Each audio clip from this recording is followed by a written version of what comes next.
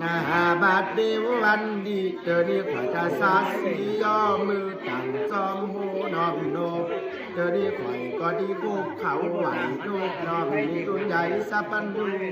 ดุนปินคู่และเกิดหน้าโลกฟังสิจายุคาเซตขามปูนเขาสูนิลาปานการก่อตุนและโตเขาสูงสารมาคือ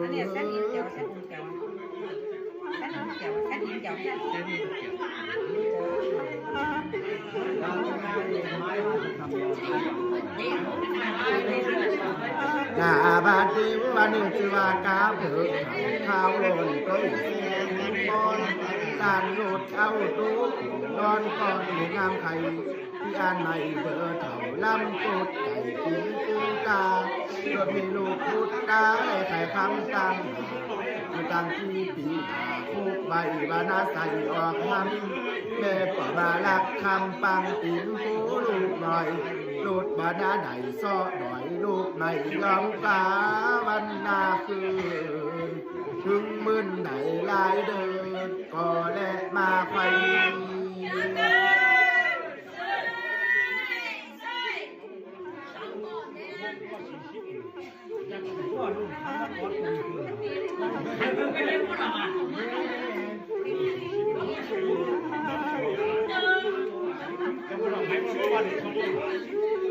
นาบาดเดววันนี้ตะลุคุณปีเกินยาใหญ่ก็โลดหนุนลอยลอยแม่กาก็มาใจถึงแก้วดำมอยและลูกไข่ยามนั้นแม่กาก็มาอุดและบ่ได้กำแล้วว่าจะสอมาคำมาก่อนแม่ก็มาบินวอนแล้วบินไปและหาเยอะอึดเพอด้วยตั้งต้องบินจอดจุงไพต้องก็ได้ไปกาหนุกดังไล่และมาใส่เซออนผีเป่าจอดเหล่าดุ้งไม่หมดเป่ามองหน้าได้คือนี่ปีดีจาถึงสายฝนความสายลุ่มและตุกหลังตุกทางถึงบอลานมาตุกใส่กุ้งกาเป่าสามูลุงตุ่นนองมาก็แลกดาว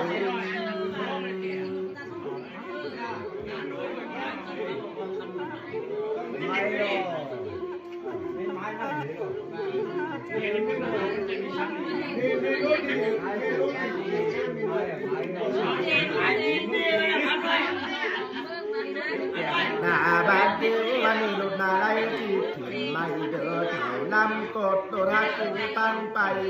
ยามนั้นลังกาใจคอรฝุ่นในวังกษาจากในหาดป่าตาต่างนำใหญ่สุนทรายก็รถฝุ่นขาจะขาใจเขาในฟองปิ่นเกิด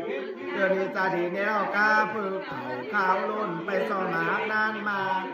ที่ดุงหน้าปากนี้มาปานก็แลกไกลยัน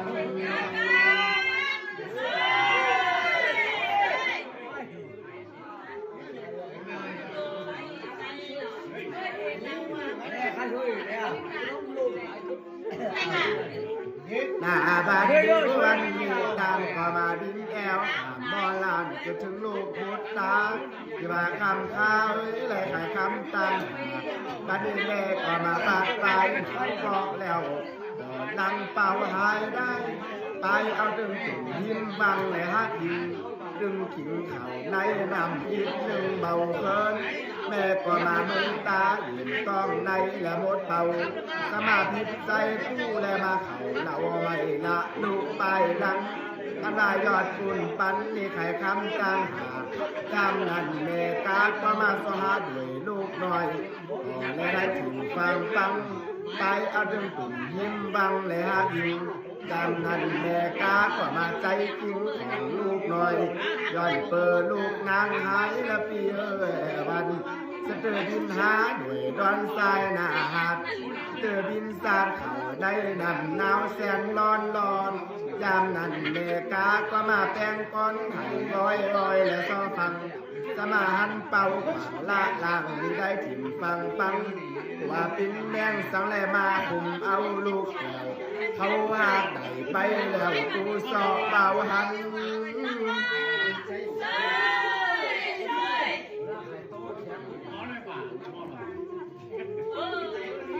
Hãy subscribe cho kênh Ghiền Mì Gõ để không bỏ lỡ những video hấp dẫn บาดเดียววันนี้หัวมีและซื้อเอาไปกินก็ดีดังหันห้อยซาไข่ยามนั้นแม่กาก็มาหีแพทย์ไห้ลำลองน้ำตาหลังสร้างสร้างที่ว่าบุตรตาแก้วเล่าคานหาหน่วยแม่นี่วันแม่ก็มาป้าป่วยดังกัดเนอนาแสนจึงตูแม่ก็มาโกเสเจ้างำลังมาหน้าแอวยามนี้แม่กาก็มาปัดจากหาลูกหน่อยลังปอกหายได้นี้กันนาบุญลูกยังมีหลายก็จะได้พอหันบ้านหายามนั้นแม่กาก็มาแผ่หนาตีดิมน้ำตายจากมือมอนละครเขาจุมปูก็ตีจันเต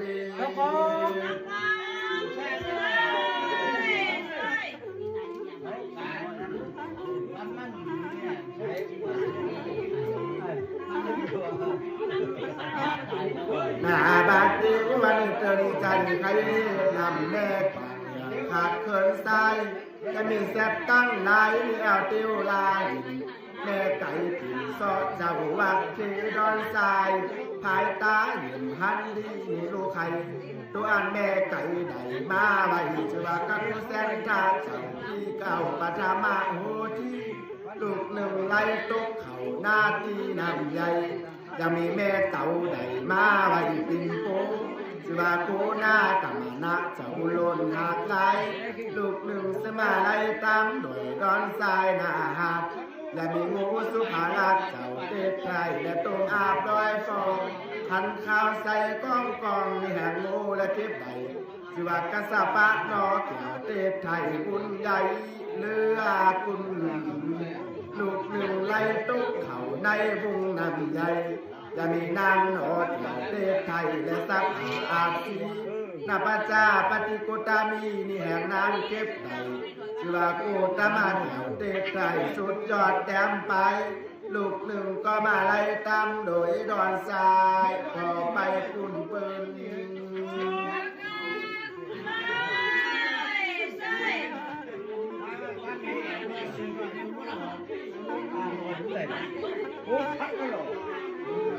นาบาดเดียววันนี้ยังมีงูเถินเถ่าโตไล่เก็ดทีหลุดหนีเขียวกาบใบเบาซักจึงใดชื่อว่าอดิยาเมตไตรแลตุนที่เกิดมาไปหนาบุญแก่กามาแต่ใดเกิดปินนาคุณตั้งกลุ่มเขาก็โดนการเกิดปินใจแก้วงามผ่านแถวยิ่งลอยเสมอแก้วหน่วยตาแม่ก็มาละพุทธาและรักษาใจว่าขาดบ้านลำมือแม่หักไอ้กูอายุ16 ปีบุญใจมีโลกทางพ่อแม่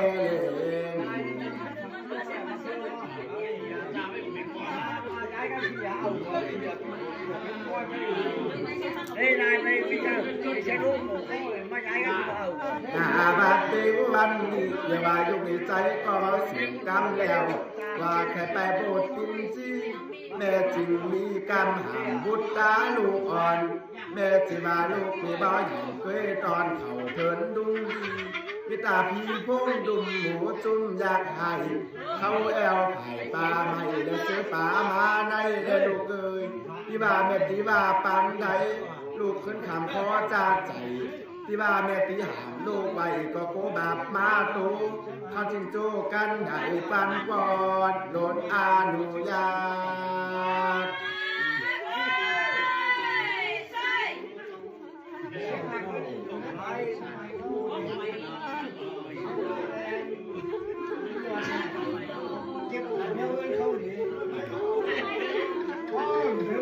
นาบาดเดียววันมียามนันนกก็มาปัดพักขางแม่เล่นเข่าเถินดุงไผ่จะมีปูสาไลขุนเฟยปุ้งและคาตากหากลอดห่างเสียแล้วหาหนออุ้งกินแต่ตีดุงดีไก่กินด้อยกุตาละยามนั้นเขาก็มาใครไปลาอยู่กันรู้ว่าไปเกิดเมืองใดไปทางไผ่ว่าบ่มีแม่แต่ที่กาเจ้าแม่เล่นปิงโป้ยามนั้นเขาก็มาโจทย์นากันสั่งกองไส้และแกงทา